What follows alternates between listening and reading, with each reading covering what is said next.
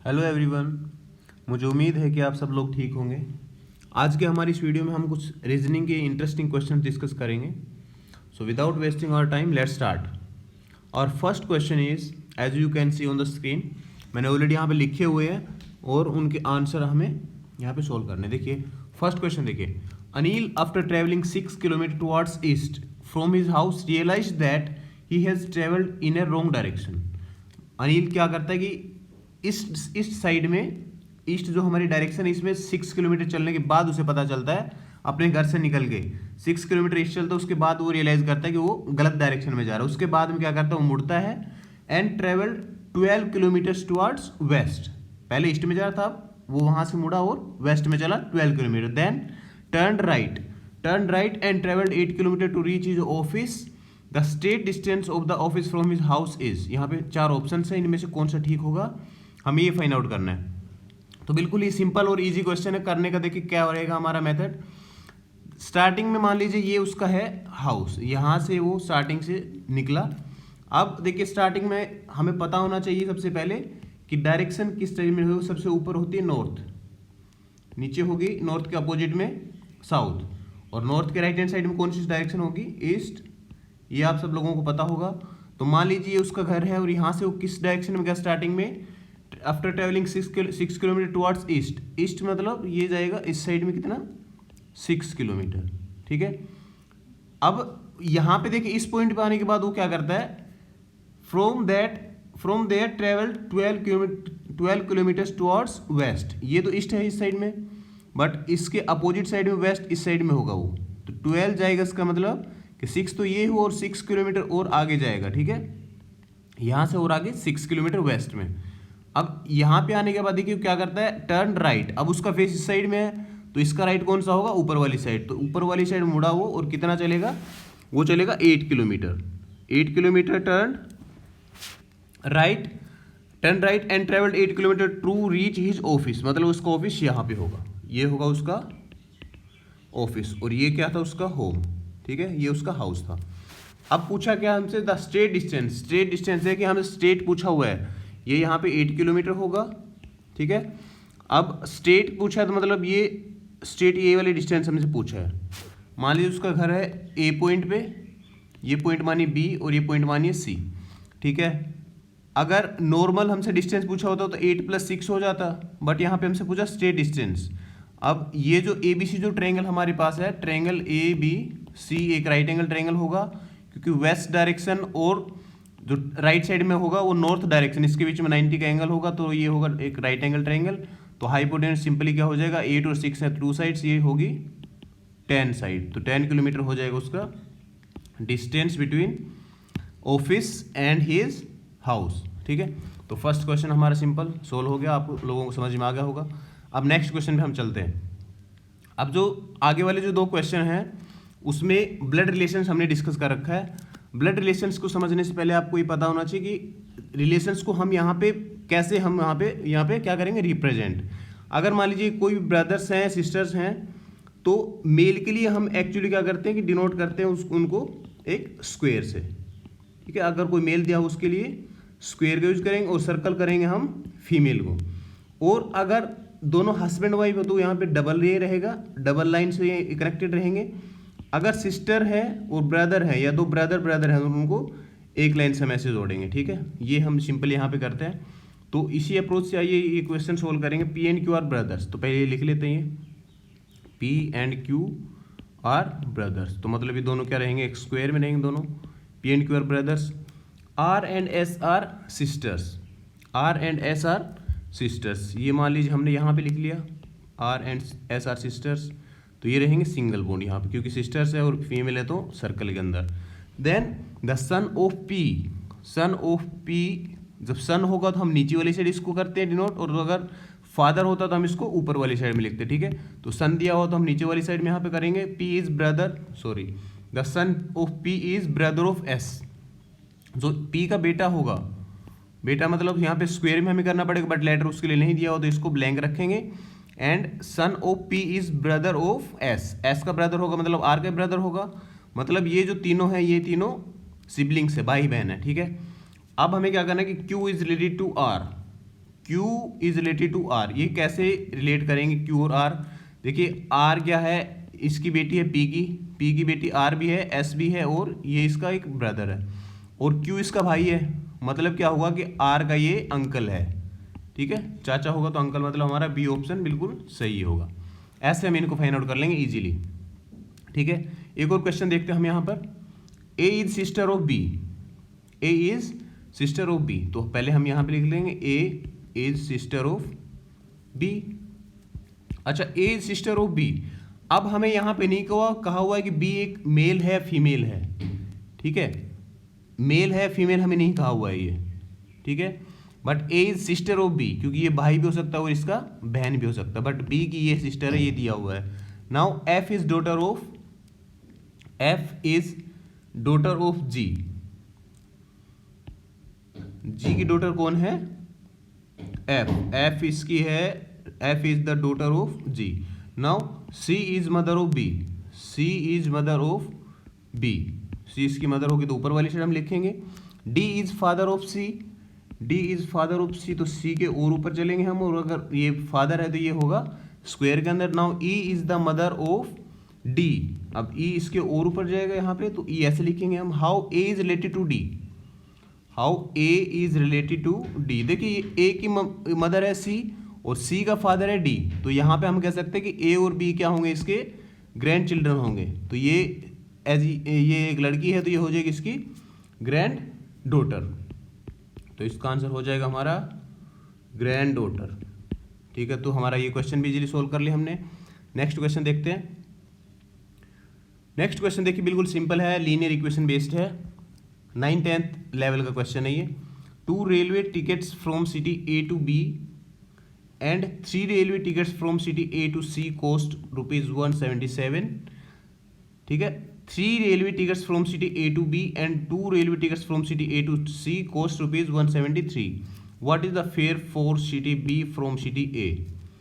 ये हमारा क्वेश्चन है। एक इक्वेशन हमारा यहाँ से बनेगा स्टार्टिंग के 2 लाइन से, एक इक्वेशन हमारी यहाँ से बनेगी। देखो कैसे करेंगे ये, हम स्टार्टिंग में मान लेंगे कि A से B तक के जाने के लिए रेलवे टिकट होगा, उसका फेयर कितना होगा, तो यहाँ पे मान लेंगे let fare for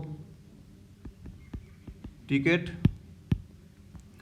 fair for tickets from city A to B equals to X rupees. Now and fare for ticket from city A to C, ये मान लेते हैं हम Y रुपीज, ठीक है। देखो अब A to B कितनी यहाँ पर है, फर्स्ट 2 रेलवे टिकट्स, अब एक का है X तो 2 का कितना होगा 2X plus now 3 railway ticket from A to C, 3 railway tickets का मतलब होगा कि 3y इक्वल्स टू कितना होगा 177 दिया हुआ है यहाँ पर कि 2x plus 3y equals to 177। यहाँ पर देखिए अब 3 railway tickets from city A to B, अब 3 का कितना होगा 3x plus 2 railway ticket from A to C, then 2y equals to 173। यहाँ पे हमारी दोनों इक्वेशन बन गई है। अब यहाँ पे क्या करेंगे कि एलिमिनेशन मेथड्स हम इनको सोल्व करेंगे। एलिमिनेशन मेथड कैसे होता है कि x और y इनमें से कोई भी एक हम यहाँ पे इनके कोफिशिएंट इक्वल कर लेंगे। कोफिशिएंट इक्वल करने के लिए क्या करेंगे कि इस इक्वेशन को इससे मल्टीप्लाई करेंगे 3 से, और जो ये इक्वेशन हमारे पास इसको 2 से मल्टीप्लाई कर देंगे। तो आइए यहाँ पे सॉरी मल्टीप्लाई करने के बाद आएगा 6x plus 9y equals to 177 into 3 531, then 3 2 जार 6 2 2 जार 4 इक्वल्स टू 173 इंटू 2 करेंगे तो ये आएगा 346। नाउ साइन विल चेंज, ये कैंसिल आउट हो जाएगा, ये 5y इक्वल्स टू 185। तो यहाँ से हमारे पास y की वैल्यू आ जाएगी 37। Now put this value in equation 1 और 2। देखो कोई भी इक्वेशन पुट करके हम x की वैल्यू निकाल लेंगे, तो x की वैल्यू हमारे पास आ जाएगी 33, और x हमने क्या माना था from city A to B, यहाँ पे हमसे क्या पूछा A to B, तो हमारा हो जाएगा आंसर क्या 33 रुपीज़, ठीक है। उसका फेयर होगा from city A to B, ठीक है। ये हमारा ऐसा क्वेश्चन है, बिल्कुल सिंपल है, कर लेंगे। अब जो नेक्स्ट क्वेश्चन है वो है a group of 210 students appeared in some test. ठीक है, 210 स्टूडेंट्स कोई टेस्ट में अपीयर होते हैं। The mean of 1/3 of students, total का 1/3 है, उनका जो मीन एवरेज मतलब स्कोर होगा वो है 60। And the mean of remaining students, जो 2/3 रिमेनिंग स्टूडेंट है उनका कितना मीन पाया गया, 78। Then mean of the whole group, सब 210 जो स्टूडेंट हमारे पास, उनका सबका मीन कितना होगा, हमारा क्वेश्चन है ये। तो सबसे पहले देखिए कैसे करेंगे, मीन का क्वेश्चन है, बिल्कुल इजी है। 1/3 देखिए कितना होगा इसका, 1/3 ऑफ 210 कितना हो जाएगा, 3 7s are 21, तो ये आ जाएगा 70। और जो रिमेनिंग कितना बचेगा, या तो 2/3 ऑफ 210 निकाल लेंगे, या फिर क्या करेंगे कि 210 में से माइनस कर लेंगे तो 140 आ जाएगा हमारा। ठीक है, ऐसे निकाल लिया। तो इनका मीन कितना होगा, एक स्टूडेंट का है मीन मतलब कि सभी का 60 होगा, तो 70 का अगर मल्टीप्लाई करके इसका निकालेंगे तो 70 का सबका कितना आ जाएगा, 70 × 60 40 200। अब 140 जो स्टूडेंट है रिमेनिंग, इनका कितना है मीन, 78 मीन का मतलब है कि ये सारे स्टूडेंट का 78 है। ठीक है, मीन का अगर देखा जाएंगे तो टोटल स्टूडेंट का कितना होगा, 140 का हो जाएगा 140 × 78। और जो ऊपर का जो 70 स्टूडेंट है इनका कितना होगा, 70 × 60। अब हमें ओवरऑल देखना है, तो ओवरऑल कैसे करेंगे, ओवरऑल मीन स्कोर करेंगे कि सभी का इसको मल्टीप्लाई करके यहाँ पे लिख देंगे। इसको मल्टीप्लाई करिए एक बार, कितना आएगा, 78 को 14 से कर लीजिए डायरेक्ट, और 0 हम उसके बाद लगा देंगे, और यहाँ पे 7 × 6 कर लेंगे 42। इसको मल्टीप्लाई जब हम करेंगे तो कितना आएगा, 14 को 8 से करेंगे तो 112, तो इसका रिमाइंडर आएगा 11। 14 7s are 98 और 11 कितना होगा, 109। तो ये आ जाएगा 10920 प्लस 4200 बाई।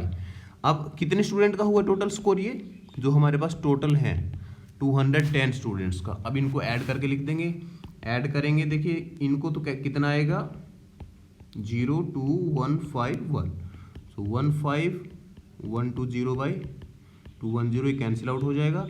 इसको जब कैंसिल आउट करेंगे हम तो कितना, देखिए पहले 7 से कर लीजिए, डायरेक्ट नहीं कर पाते तो 7 3s are 21, 7 2s are 14, 1 then 7 और रिमाइंडर कितना होगा 4, 7 6 are 42। इसको कैंसिल आउट करेंगे तो 72 होगा उनका ओवरऑल मीन। तो इसका आंसर आ जाएगा हमारा डी ऑप्शन बिल्कुल करेक्ट हो जाएगा। तो ऐसे हमें करना है। देखो एक बार में अगर क्वेश्चन समझ में नहीं आ रहा तो आप रिवाइंड करके देख लेंगे वीडियो। आइए हम नेक्स्ट हमारे क्वेश्चन पर। ये क्वेश्चन भी काफ़ी इंटरेस्टिंग है, देखिए कैसे सोल्व करना है। पहले क्वेश्चन की लैंग्वेज समझेंगे। मैं हर एक बार ये कहता हूँ आपको कि मैथ्स और रीजनिंग के जब आप क्वेश्चन अटैम्प्ट करेंगे तो सबसे पहले उसकी लैंग्वेज आपको क्लियर होनी चाहिए कि क्या कहा हुआ है, क्या पूछा हुआ है और हम कैसे फाइंड आउट करेंगे। ओके, तो देखते हैं ये क्वेश्चन में कहा हुआ, Nikhil says if you reverse the digits in my age the number that you will obtain will be Salil's age. Salil is older than me and the difference of ages of me and Salil will be 1/11 of the sum of our ages. बिल्कुल simple है, जो language दी हुई है उसके according चलेंगे हम। वहाँ पे निखिल कहता है if you reverse the digits in my age, तो पहले तो उसकी एज हमें नहीं पता, तो उसकी एज हमें एज्यूम करना पड़ेगा, क्या है लेट। तो यहाँ पे करेंगे let the age of Nikhil equals to 10x + y, क्योंकि 2 डिजिट वहाँ पे एज होगी उसकी, 2 डिजिट एज तो होगी निखिल की। अब 2 डिजिट को हम कैसे रिप्रेजेंट करते हैं, 10x + y। मान लीजिए 12 को हम कैसे करेंगे, 10 × 1 + 2, तो ये होगा जो यहाँ पे 10 डिजिट वो है ये x, यहाँ पे मैंने जो लिया, और जो 2 है ये है 1s प्लेस वाला। ठीक है, तो 10x और y, तो डिजिट इनकी कौन सी होंगी, x और y। अब क्या कहा है कि if you reverse the digits को जब रिवर्स कर देंगे, मान लीजिए 12 को हम रिवर्स करते हो तो 21 होता, तो 21 को कैसे लिखते हैं अब, 10 × 2 + 1, मतलब जो यहाँ वाला 2 है वो यहाँ आएगा और ये 1 लास्ट में। तो इसमें जब करेंगे तो ये आ जाएगा y यहाँ पर आ जाएगा और x बाद में चला जाएगा। ठीक है, तो यहाँ पे लिखेंगे आफ्टर रिवर्सिंग द डिजिट्स। ठीक है, age will be 10y + x years. अब क्वेश्चन में क्या कहा हुआ है, एंड, और ये जो एज है ये एज किसकी है, सलील्स एज, ठीक है, this is the Salil's age, क्योंकि यहाँ पे कहा हुआ है ना that the number that you will obtain will be Salil's age, जो ऑब्टेन करने के बाद जो नंबर मिलेगा वो होगा सलील की उम्र होगी। अब इनके बीच में रिलेशन दिया हुआ, Salil is older than me का मतलब क्या होगा कि 10y plus x is greater than 10x plus y. अब देखिए नेक्स्ट क्या कहा हुआ है, and the difference of ages of me and Salil will be 1/11 of the sum of our ages. इन दोनों का अगर डिफरेंस करेंगे हम, अब डिफरेंस करेंगे तो पहले बड़े वाला नंबर लिखेंगे, तो बड़ा इनमें से कौन सा है ये, इसीलिए कहा हुआ था कि कौन उनमें से बड़ा है कौन उनमें से छोटा है, तो ये इनमें से बड़ा है तो पहले हम वही लिखेंगे 10x plus Y equals to, इनका डिफरेंस किसके इक्वल होगा, 1/11 of the sum of our ages, 1/11 of sum of ages of these two, 10y plus X plus 10x plus Y. इनको सोल्व कर लेंगे। अब हम सोल्व कैसे करेंगे, देखिए 10y plus X minus 10x minus Y equals to 1/11, यहाँ पे आ जाएगा 11y प्लस 11x, इसको कैंसिल आउट कर लेंगे। यहाँ पे देखिए ये आएगा 9y माइनस 9x, और यहाँ पे 11 कॉमन निकलेगा जब बाहर में, तो ये 11 से 11 कैंसिल आउट, इस साइड बचेगा x प्लस वाई। अब देखिए x वाली टर्म को एक साइड रखेंगे और y को यहाँ पर ले आएंगे, जो माइनस 9x इसको राइट हैंड साइड में ले आएंगे, तो ये हमारे पास बचेगा 8y इक्वल्स टू 10x, या फिर हम इसको ऐसे लिख सकते हैं y इक्वल्स टू 5x/4, ठीक है, yx/4।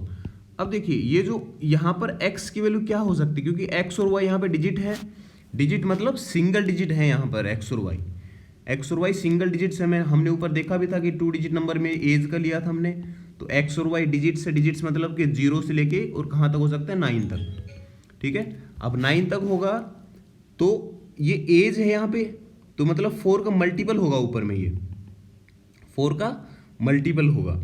अगर मान लीजिए यहाँ पे x की जगह 4 हम रखेंगे, 4 x की जगह 4 रख रहे हैं हम, तो y की वैल्यू क्या आ जाएगी 5, ठीक है। तो x की वैल्यू एक तो हो सकती है 4, या फिर अगर हम 8 रखेंगे, यहाँ पर 8 रखेंगे तो देखिए 5 × 8/4, तो 4 2 जार 8, तो इसको y की वैल्यू क्या आ जाएगी 10, बट 10 y की वैल्यू नहीं हो सकती है, क्योंकि 10 सिंगल डिजिट होना चाहिए, तो हम क्या लेंगे x की वैल्यू अकेली 4 लेंगे। सो x की वैल्यू हो जाएगी 4, और x की वैल्यू 4 होने के बाद यहाँ पे देखिए क्या बचेगा 5/4 × 4, तो y की वैल्यू आएगी 5। अब x की वैल्यू आई 4, y की वैल्यू आई 5। अब निखिल की एज देखिए क्या होगी, x की वैल्यू 4 मतलब 10 × 4 प्लस 5 कितना होगा 40 प्लस 5, तो कितनी एज हो जाएगी उसकी 45। तो जो निखिल की एज होगी वो हो जाएगी 45 ईयर्स, और जो इसकी एज होगी आफ्टर रिवर्सिंग द डिजिट्स, तो इसकी एज हो जाएगी कितनी 10y कितना है 5, तो 50 + 4, तो इसकी हो जाएगी 54, ठीक है। और यहाँ ये दोनों अगर यहाँ पे देखेंगे तो ये आप कंडीशन देख सकते हैं सेटिस्फाई करेगी, ये वाली भी और जो हमने इक्वेशन बनाई ये भी, ठीक है। तो ऐसे हम हमारा क्वेश्चन सोल्व कर लेंगे। इसमें ये यहाँ पे लास्ट में आपको ध्यान देना है कि x की वैल्यू और y की वैल्यू कैसे फाइंड आउट करेंगे, क्योंकि ये सिंगल डिजिट होनी चाहिए, तो x की वैल्यू 4 ही होगी। अगर 8 हम लेंगे तो y की डबल डिजिट हो जाएगी, जो कि गलत हो जाएगा फिर, तो हमें x की एक सिंगल हमारे पास ऑप्शन होगा x = 4, और x की 4 होगी तो y की वैल्यू यहाँ से हम निकाल सकते हैं। आप देखिए हमारा लास्ट क्वेश्चन इस वीडियो का, ज़्यादा क्वेश्चन हमने इसलिए नहीं लिए क्योंकि वीडियो ज़्यादा लेंदी हो जाएगी, तो लास्ट क्वेश्चन है और बिल्कुल ही एकदम ट्रिकी क्वेश्चन है ये।